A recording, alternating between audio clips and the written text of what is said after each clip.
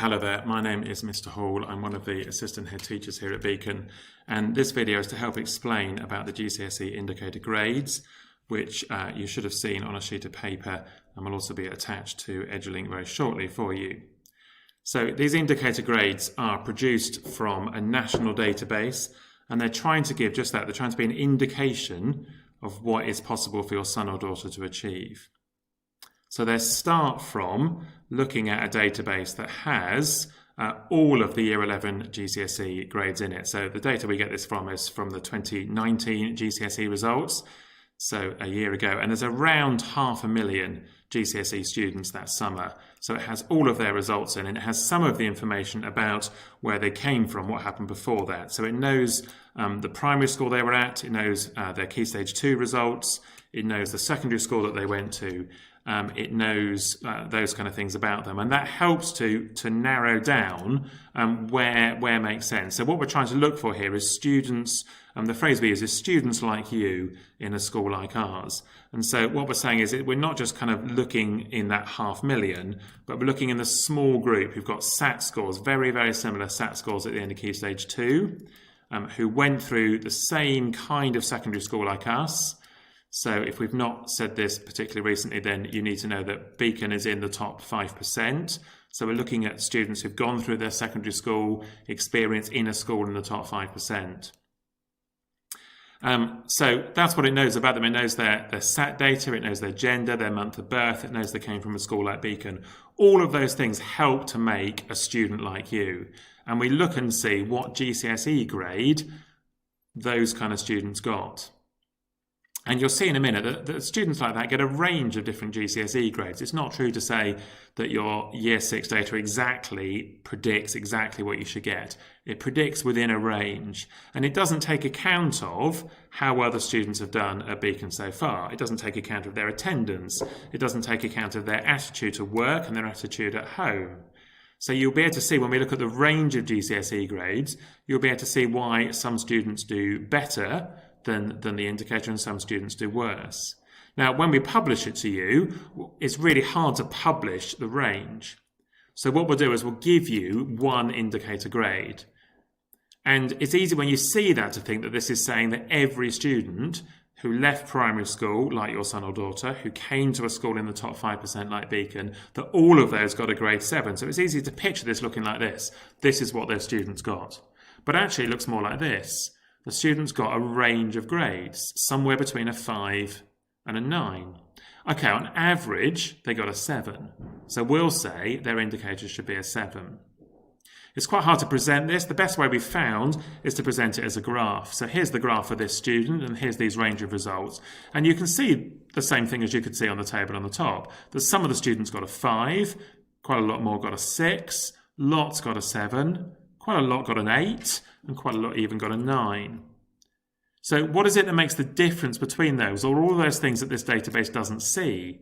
So the database doesn't know about how much work they've put in. It doesn't know how they are at homework. You can see the kinds of things that will get the students towards the 8 or the 9 and not at the 5 or the 6. Now these really are worked out, and they're found from being a student like you, as best we can manage that. And if your son or daughter came from a school that didn't do SATs, then we've had a really good look to try and find somebody as close as we can match to be like them. So we can still produce this, even if you haven't got the SAT data underneath it. And you'll find if you can see different students, if you talk to other people, you'll see that you get a very different picture depending on your starting point. So you could have any one of these kind of graphs and many, many more for the way that those graphs kind of look. This really is individually given. Okay, so the piece of paper that the students have got, we all get uploaded to Edulink so you can see it as an attachment. It's really hard to send it out as an email to you because they are individual for each student. But the piece of paper looks about like this. So we really want to remind you about those students like you in a school like ours kind of phrase at the top. And we want to remind you these come from a national database based on those kind of students. And you'll see at the bottom here that you can see the graphs that we've got. We're only going to give you the graphs for English and maths. But you should picture the same kind of range, the same kind of story underlies each of those grades on the left. So for this student here, when we say that their geography has an indicator grade of a 5, we should picture that as coming from a range of grades. Okay, please hear this bit when we say this is not a guarantee, this is not a promise. Okay, you can see the range of things that students get. They show us what's possible, but just kind of drifting your way through Beacon doesn't get students their indicator grade. And actually, many of our students beat those indicator grades. And hopefully this is what we've already been telling you. How do students do well here? Because they work hard in lessons and they're working hard out of school. And you know that from the reports. You know whether we think their homework's going really well. What's kind of harder, and maybe you get this more from parents' evenings, is about whether they are listening to our advice. Are they responding to our feedback? When we're telling them how to improve their work, are they doing that? Is their work better next time because they've done those things?